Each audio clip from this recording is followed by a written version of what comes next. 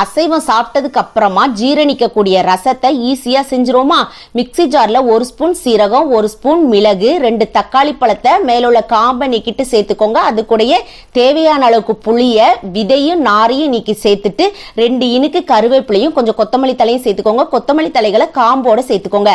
10 பூண்டு பற்களை தோலோட சேர்த்துக்கோங்க. அது கூட வாசனைக்காக ஒரு பச்சை மிளகாவும் 1/4 ஸ்பூன் அளவுக்கு மஞ்சள் தூளும் தேவையான அளவுக்கு உப்பும் போட்டு கொரகொரப்பா அரைச்சுக்கோங்க. தண்ணி ஊற்ற வேண்டாம்.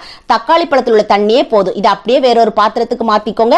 மிக்ஸி ஜார்ல தேவையான அளவுக்கு தண்ணி ஊற்றி அலம்பி அதையும் சேர்த்துட்டு ரசத்துக்கு எந்த அளவுக்கு தண்ணி தேவைப்படுதோ அந்த அளவுக்கு ஊத்திட்டு தேவையான அளவுக்கு உப்பும் கொத்தமல்லி தலையும் போட்டு அடுப்புல வச்சுக்கோங்க.